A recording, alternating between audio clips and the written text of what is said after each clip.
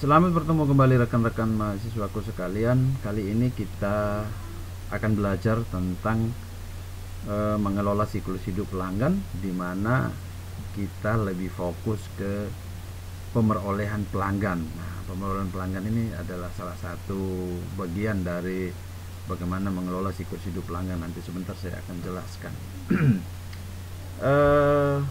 Pengelolaan siklus hidup pelanggan ini merupakan tahapan yang kelima. Ini dari gambar ini ya. Yang pertama itu analisis portofolio pelanggan sudah saya jelaskan, keintiman pelanggan sudah saya jelaskan, mengembangkan jaringan sudah, pengembangan proporsi nilai sudah, dan kali ini yang kelima yaitu pengelolaan siklus hidup pelanggan.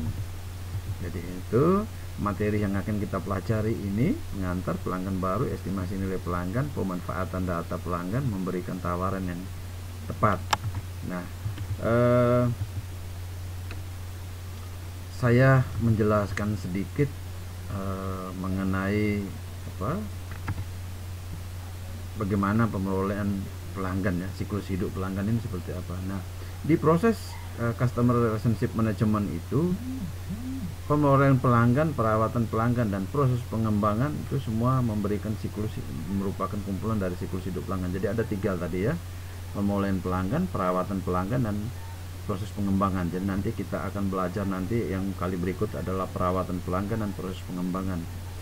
Nah, bagaimana perusahaan akan mengidentifikasi dan mendapatkan pelanggan baru, menumbuhkan nilainya bagi bisnis, dan mempertahankan mereka dalam jangka waktu yang lama. Nah, ini kalau mendapatkan memang lebih gampang daripada mempertahankan. Pelanggan baru harus diperoleh untuk membesarkan perusahaan. Bahkan dalam perusahaan yang telah mapan, masih ada tingkat pengurangan pelanggan yang cukup signifikan. Pelanggan yang hilang itu perlu diganti. Jadi kita harus selalu menggantikan pelanggan yang sudah pergi dari kita. Kita melihat pada beberapa persoalan penting ya bagi para praktisi CRM. Antara lain, pelanggan potensial mana yang perlu dijadikan target, bagaimana melakukan pendekatan kepada mereka, dan apa yang akan kita tawarkan. Nah, ilmu ini harus dipelajari dengan benar, sehingga biasanya ini di divisi marketing ya, divisi marketing yang akan biasanya melakukan kegiatan-kegiatan ini. Nah, siklus hidup pelanggan ini disajikan dengan cara-cara yang berbeda oleh pihak yang berbeda, tetapi pada dasarnya mereka semua berusaha untuk melakukan hal yang sama, yaitu bagaimana cara untuk mendapatkan pelanggan tadi ya. Oleh sebab itu maka kita akan membahas pandangan manajemen hubungan pelanggan. Maka siklus hidup pelanggan masuk ke dalam tiga kategori ya. Bagaimana mendapatkan pelanggan baru, menguasai dan mempertahankan, dan mengembangkan nilai-nilai pelanggan yang sudah saya jelaskan tadi sebelumnya ya. Tugas utama dalam mengelola siklus hidup pelanggan itu adalah memperoleh pelanggan. Perawatan pelanggan tidak akan berguna jika pelanggannya kita belum peroleh. Ini yang PR beratnya ya. Jadi bagi bisnis kecil yang berbisnis untuk tumbuh dan berkembang, pemerolehan pelanggan sama pentingnya dengan perawatan pelanggan. Jadi sama. Jadi harus berjuang untuk itu. Beberapa pertanyaan penting yang harus dijawab ketika perusahaan telah membuat suatu rencana pemerolehan pelanggan ya. Pertanyaan ini adalah: satu, prospek ya, calon pelanggan baru mana yang akan dijadikan target kita. Kemudian yang kedua, bagaimana melakukan pendekatan terhadap prospek itu. Dan yang ketiga, apa yang akan ditawarkan kepada prospek itu. Persoalan-persoalan seperti ini perlu dipertimbangkan dan diprogram dengan cermat, dijadikan rencana pemerolehan pelanggan yang memiliki sumber daya yang tepat ya. Kebanyakan rencana marketing ya tidak membedakan antara pemerolehan pelanggan dan perawatan pelanggan. Keduanya ini semuanya didanai dan menggunakan strategi yang secara terpisah, sehingga kedua-duanya jalan. Jadi biasanya kalau di perusahaan-perusahaan itu ada perbedaannya, bagaimana mencari pelanggan baru dan bagaimana merawat. Biasanya juga ada di divisi yang sama tetapi orang yang berbeda.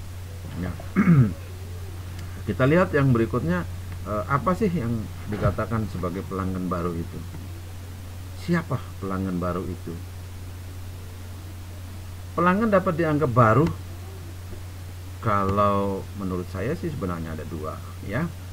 Pelanggan dalam artian bahwa baru bagi kategori produk, baru produk tertentu, dan baru bagi perusahaannya. Kemudian tambahannya adalah yang ketiga adalah perpindahan strategisnya.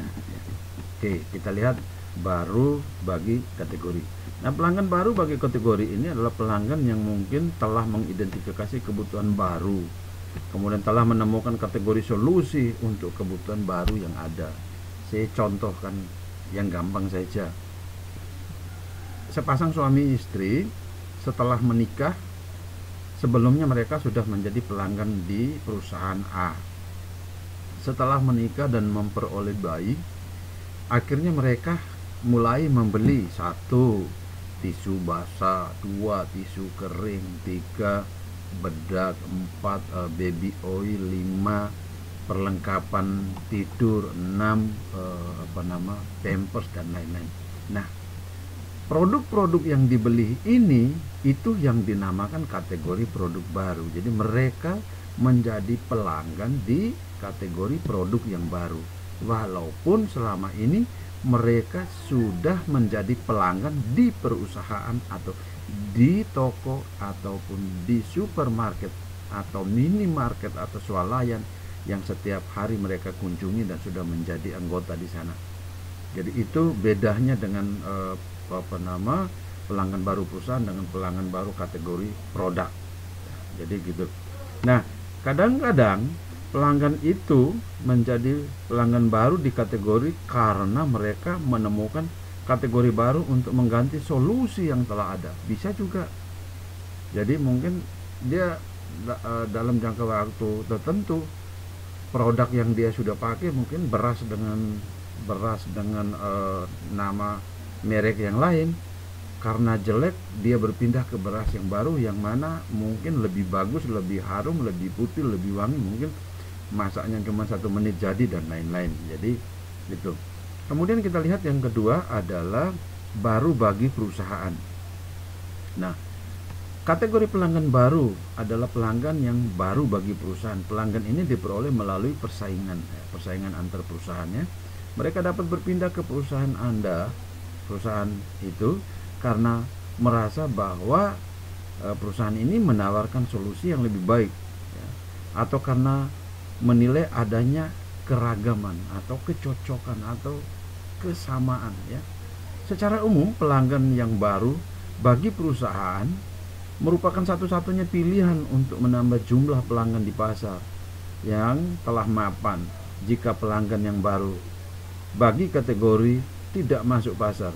Nah, dalam perekonomian telah maju, permainan-permainan baru di perdagangan bahkan pangan hanya berhasil memenangkan pelanggan dari operator yang telah mapan.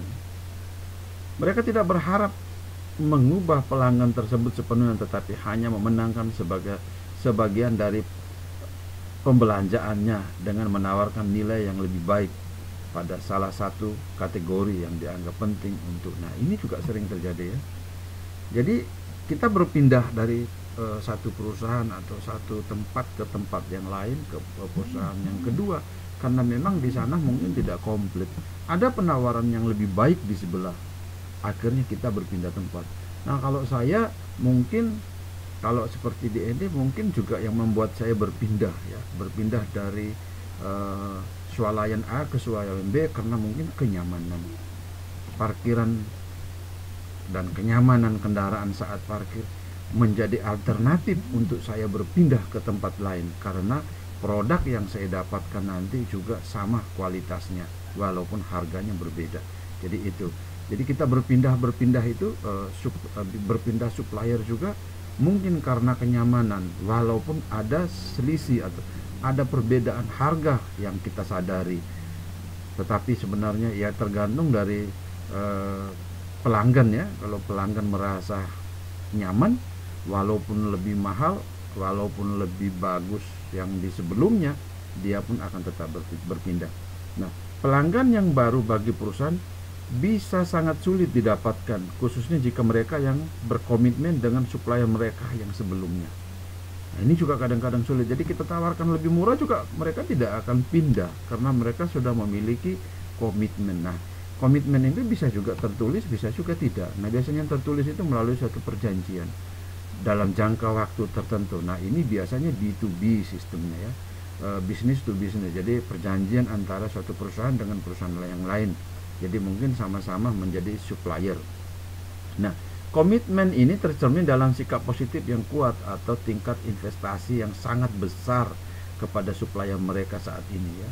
Kedua-duanya mengeluarkan biaya perpindahan yang sangat tinggi, sehingga komitmen yang sangat kuat terhadap supplier saat ini bisa sangat sulit atau sangat sulit untuk dihentikan, sehingga mereka akan tetap terus berjalan. Jadi seperti itu. Nah, kemudian yang berikutnya adalah perpindahan strategis ya. Nah, Anda mungkin menemukan bukti perpindahan strategis yang dilakukan oleh pelanggan. Nah, mereka adalah pelanggan yang berganti kesetiaan dari suatu supplier ke supplier yang lain, dari satu perusahaan ke perusahaan yang lain demi transaksi yang lebih baik. Seperti tadi sudah saya itu ya. Jadi perpindahan strategis itu namanya. Bank-bank mengetahui bahwa penentuan harga promosi mereka merancang masuknya banyak uang. Nah, uang seperti itu pindah-pindah dari rekening A ke rekening B dan rekening C dan seterusnya. Jadi ini sebenarnya perpindahan strategis ini sebenarnya kalau menurut saya sih sebenarnya perang dingin ya. Jadi orang berpindah karena sebuah strategi. Jadi ketika Bank A menawarkan begini, Bank B menawarkan begini, pelanggan mau berpindah. Nah, strateginya bank yang tadi atau bank yang lain lagi menawarkan. Jadi di sini tergantung tawar menawarnya ya. Jadi strategi. Jadi bukan hanya persaingan dan menurunkan harga, tidak, tetapi strategi yang dibangun untuk mendapatkan pelanggan itu yang nilainya paling tinggi yang kita akan petik. Kemudian kita lihat lagi yang berikutnya adalah estimasi nilai pelanggan. Nah, perusahaan harus memilih mana dari beberapa pelanggan atau segmen potensial yang akan dijadikan target perolehannya ya. Pilihan terakhir akan tergantung pada sejumlah pertimbangan untuk memilih segmen ini. Satu, seperti apa ya estimasi pelanggan tersebut? Ya, jawabannya akan bergantung pada margin yang diperoleh dari pembelian oleh pelanggan tersebut selama periode tertentu. Kemudian yang kedua, jika pelanggan tersebut berpindah, proporsi pembelian seperti apa yang didapatkan oleh perusahaan? Dan yang ketiga, seberapa besar kemungkinan pelanggan tersebut akan berpindah dari satu supplier atau dari supplier yang sekarang. Jadi itu. Jadi ini yang sebenarnya pertaruhan di dunia pemasaran ya. Jadi orang-orang marketing itu biasanya berpikir bekerja keras untuk ini. Kemudian kita lihat bagaimana prospecting bisnis. Nah, keputusan pertama yang perlu dibuat untuk rencana pemerolehan pelanggan adalah identifikasi prospek ya. Prospecting merupakan istilah pertambangan. Prospecting ini ya. Dalam konteks ini, prospecting berarti mencari daerah yang kemungkinan besar memiliki kandungan mineral berharga. Nah, ini yang sehingga dia biasa dipakai di pertambangan tadi ya.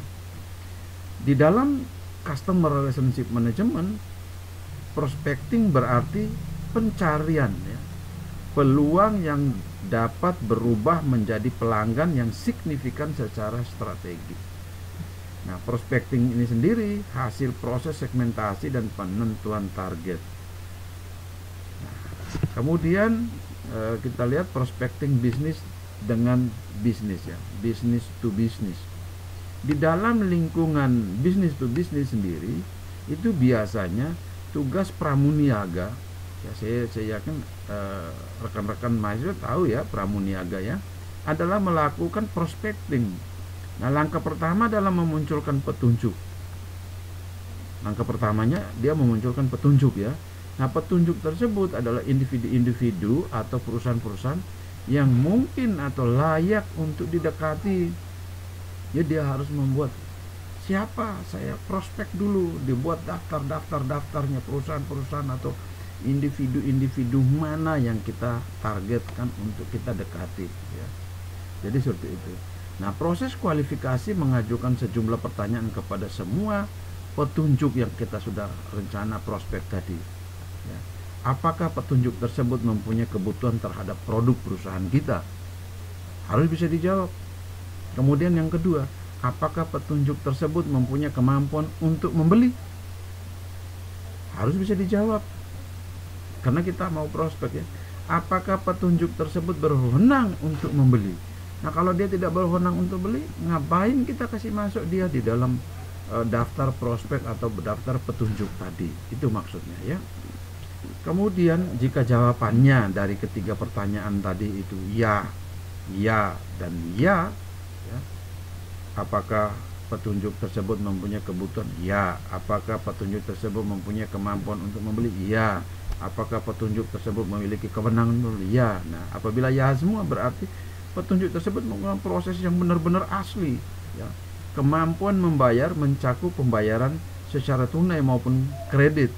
Kemampuan membayar pelanggan prospektif dapat dinilai dengan berlangganan ke layanan penilai kredit. Jadi orang bisa, biasanya kalau di bank itu biasanya mereka melakukan penilaian itu ya. Oke. Kemudian yang berikutnya adalah kita lihat publisitas ya. Kegiatan yang sangat penting bagi beberapa perusahaan B2B adalah publisitas. Nah, publisitas ini adalah outcome ya, hasil dari kegiatan public relation PR ya, dan dapat didefinisikan begini: cakupan editorial secara bebas tentang suatu cerita demi kepentingan perusahaan. Tuh, ya. Public relation yang sukses dapat menciptakan publisitas untuk produk dan perusahaan pada media yang tepat, di mana kita melakukan publish terhadap produk-produk perusahaan kita. Tidak seperti iklan, cakupannya tersebut tidak berbayar. Kalau iklan bayar, biasanya sangat mahal sekali ya. Walaupun gratis, publisitas membutuhkan biaya juga. Seseorang harus dibayar untuk menulis cerita dan mengirimkannya kepada media, bahkan majalah, paper ataupun surat kabar lainnya. Nah, mereka mempekerjakan staf dalam jumlah yang sangat sedikit, sangat tergantung pada cerita-cerita yang dikirim oleh perusahaan dan staf PR untuk menghasilkan barang-barang editorial. Jadi nanti di sini teman-teman rekan-rekan mahasiswa bahwa kadang-kadang publisitas ini yang orang membutuhkan tenaga. Ada orang-orang yang dipekerjakan khusus hanya untuk menulis. Jadi, menulis yang baik-baik untuk dipublish. Menulis sesuatu seperti apa ya? Kalau kita belanja online itu biasanya ada komentar-komentar yang menyatakan positif ya. Terima kasih, barangnya bagus, sangat berkualitas. Nah, ini yang biasanya digunakan orang-orang itu untuk dipekerjakan, dan mereka tugasnya mereka adalah untuk mempublish gitu. Itu publisitasnya ya, untuk supaya bisa mempengaruhi untuk mendapatkan pelanggan baru tadi. Kemudian yang berikutnya adalah website ya. Website perusahaan bisa juga menjadi sumber yang berguna bagi pelanggan baru. Setiap orang yang memiliki akses internet adalah pelanggan prospektif sebenarnya. Nah, internet memungkinkan pelanggan potensial untuk mencari produk dan supplier secara global agar efektif dalam menghasilkan pelanggan baru. Website harus mempertimbangkan cara-cara prospek mencari informasi. Jadi, kalau kita membangun sebuah website ya untuk perusahaan kita, harus mempertimbangkan dan harus informatif. Tidak perlu bercerita panjang lebar, tetapi sifatnya harus memberikan informasi-informasi yang dibutuhkan oleh pelanggan-pelanggan kita. Itu ada 4 cara utama yang dapat kita lakukan ya, yang hubungan dengan website ini, yaitu satu, mengetikkan alamat URL halaman. Alamat URL-nya ketika diketik jangan sampai susah-susah untuk mencarinya atau susah-susah untuk membukanya ya. Kemudian yang kedua, bisa menggunakan mesin pencari. Nah, alamat websitenya diketik di mesin pencari tidak ditemukan, ya ini yang susah. Jadi harus muncul di mesin pencari tersebut.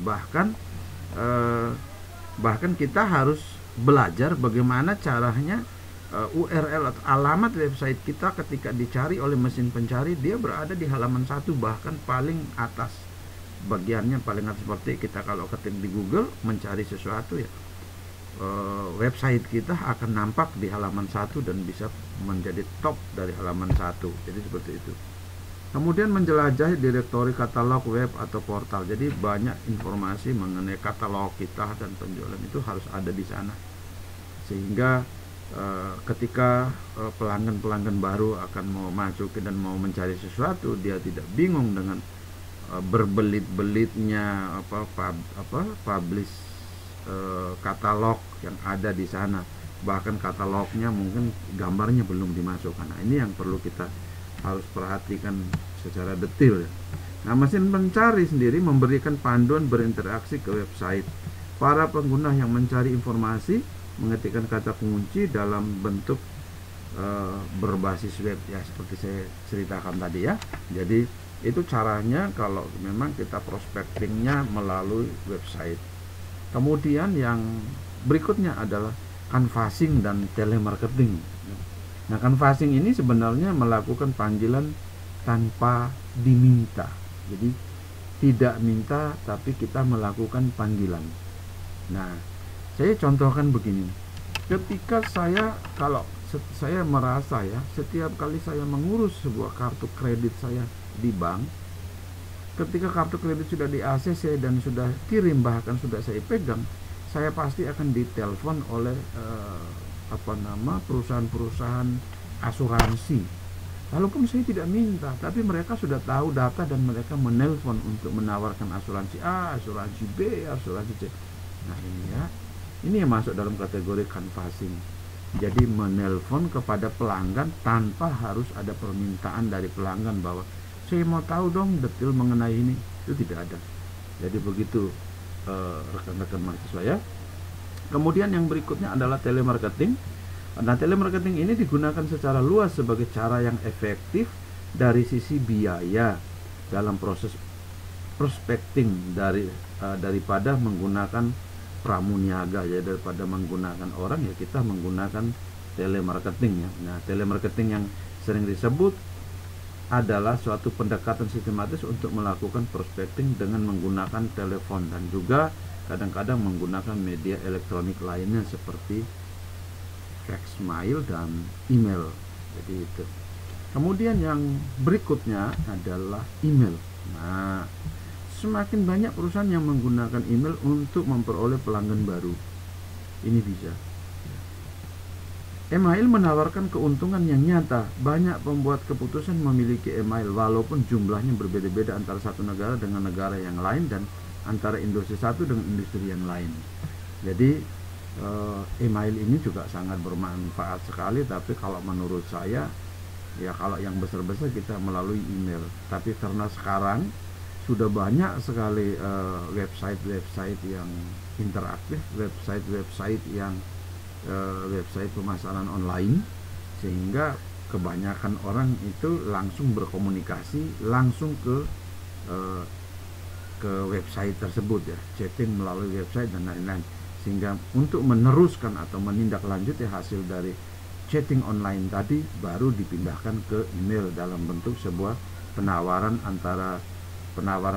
produk atau apapun yang akan dilakukan antara dalam bisnis to bisnis atau antara perusahaan dengan perusahaan ataupun perusahaan dengan customer pelanggan. Kemudian yang berikutnya adalah prospecting bisnis dengan pelanggan. Nah, dalam konteks bisnis to customer ya, distribusi usaha memperoleh pelanggan ternyata berbeda. Ya, penekanan yang lebih besar diberikan kepada pengiklanan, promosi penjualan dan merchandising ya. Akan tetapi semua teknik yang telah dijelaskan juga digunakan, tetapi biasanya dengan cara yang berbeda. Nah, itu ya, perspektif bisnis dengan pelanggan ini juga dilakukan, tetapi kalau menurut saya ya tidak terlalu nampak dibandingkan dengan cara yang lain. Kemudian yang berikutnya adalah periklanan ya. Oh, tidak tercatat. Nah, periklanan sendiri digunakan metode utama untuk menghasilkan pelanggan baru dalam lingkungan business to customer. Nah, periklanan ini penciptaan pesan yang disampaikan pada target pemirsa lewat pembelian waktu atau ruang dalam media. Jadi periklanan bisa melalui koran, bisa melalui radio, dan bisa melalui siaran televisi ya. Nah, periklanan ini dapat berhasil dalam mendapatkan dua kelas tujuan komunikasi yang berbeda, yakni kognitif dan efektif ya. Kognitif itu berhubungan dengan apa yang diketahui oleh pemirsa. Jadi ditunjukkan semua di TV, dibuatlah iklan-iklan atau video-video yang menarik dalam bentuk iklan ini. Dan biasanya kalau produk baru, perusahaan baru pasti akan melakukan atau mempromosikan melalui sebuah iklan. Jadi itu. Kemudian kita lihat lagi yang berikutnya adalah media ya. Pemilihan media untuk memperoleh pelanggan baru kadang-kadang bersifat langsung. Nah, sebagai contoh seperti media digital ataukah media elektronik atau media tulis dan seterusnya ya. Jadi tergantung. Nah, ada dua hal yang dipertimbangkan dalam pemilihan media, yaitu satu adalah jangkauan dan yang kedua adalah frekuensi.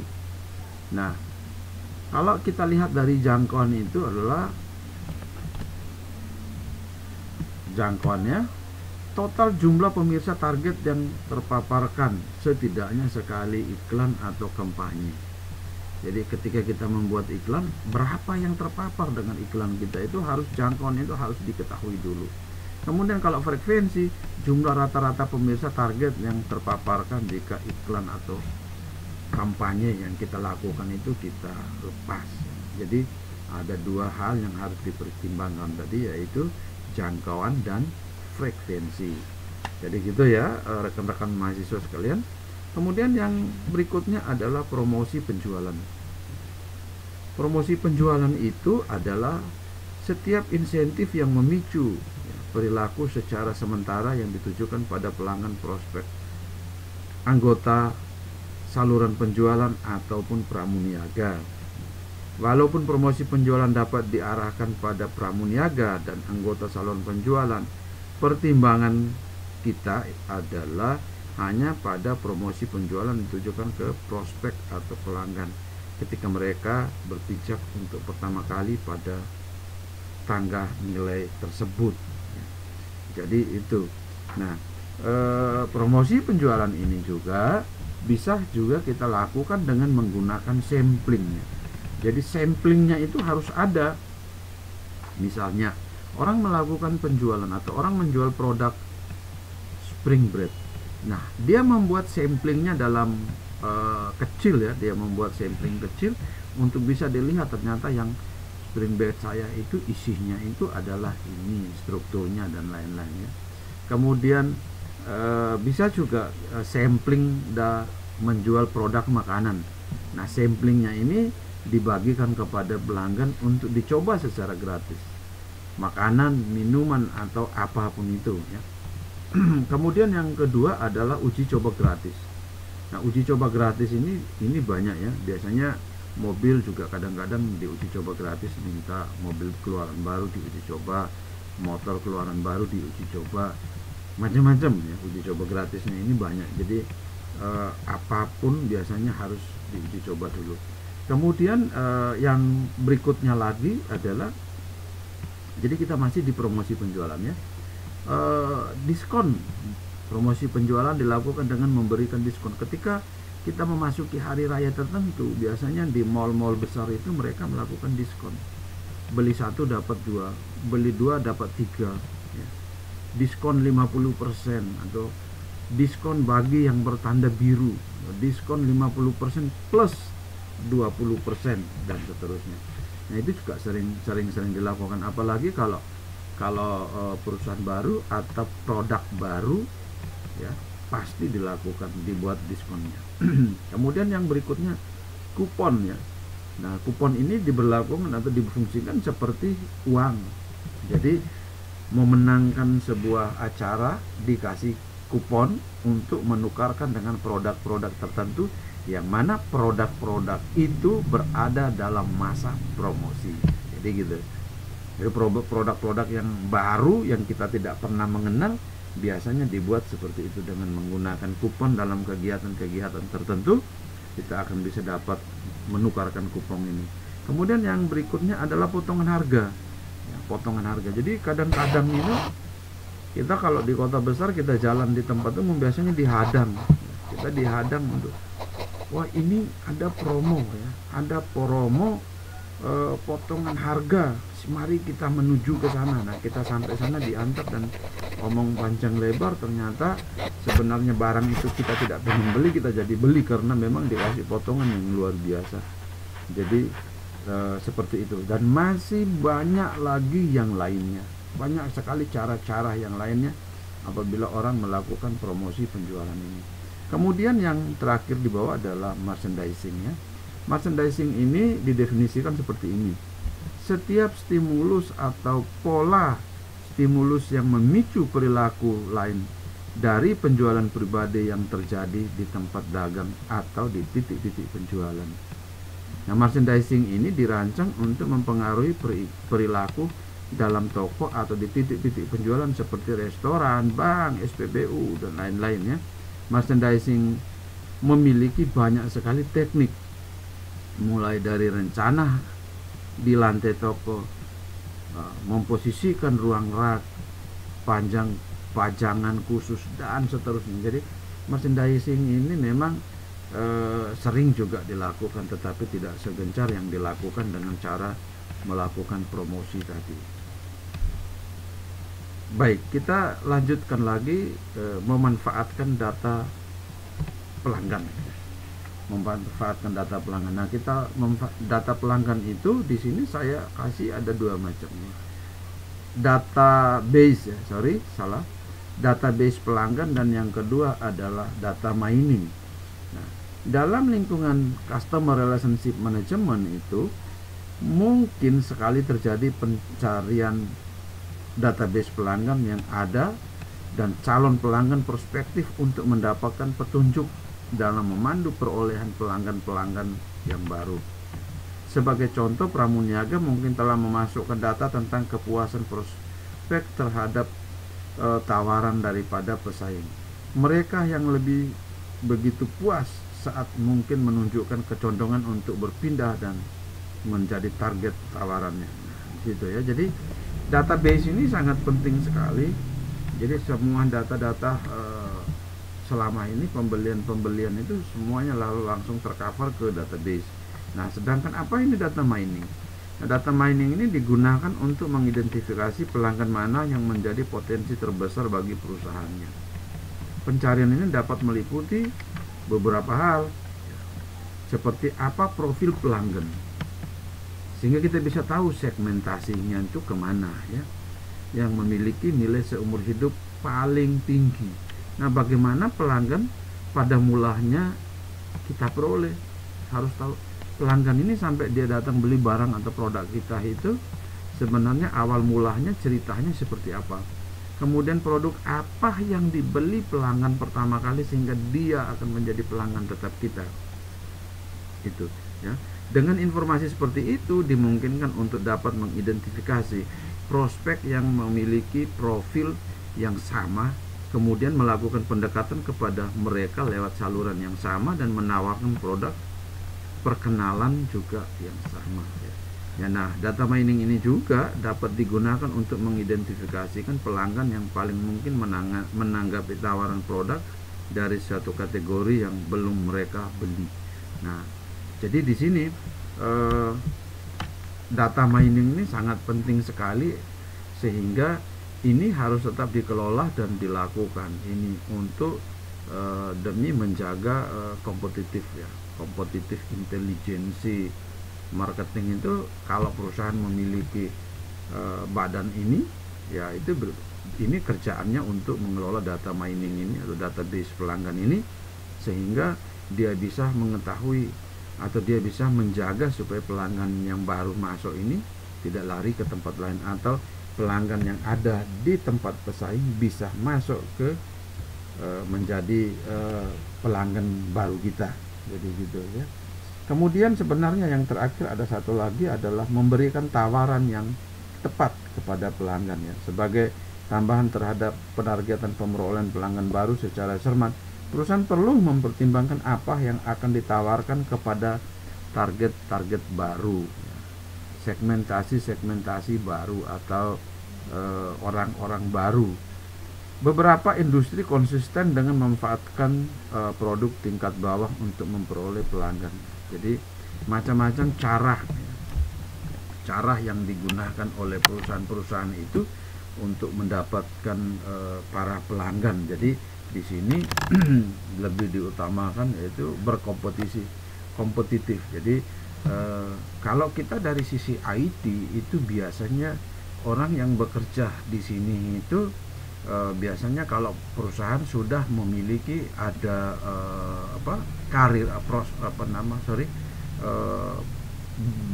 bagian yang menangani ini, yang biasanya kalau dari IT itu karirnya untuk intelijensi marketing. Jadi kerjanya untuk mendapatkan data-data dari perusahaan-perusahaan pesaing, tetapi secara legal ya, datanya diambil kemudian diolah untuk bisa mempertimbangkan apa akan dilakukan oleh perusahaan kita untuk mendapatkan atau mengalihkan pelanggan-pelanggan dari tempat lain bisa beralih masuk ke kita. Yang perlu diingat bahwa kalau yang materi sebelumnya saya sudah jelaskan adanya 4P ya, marketing mix, kemudian ada ditambah 3 menjadi 7. Nah itu ya tugas beratnya untuk mendapatkan pelanggan-pelanggan baru. Demikian penjelasan saya mengenai materi ini, rekan-rekan mahasiswa sekalian. Saya berharap bahwa semuanya dapat mencermati dan melewati ini untuk melanjutkan kegiatan selanjutnya. Terima kasih.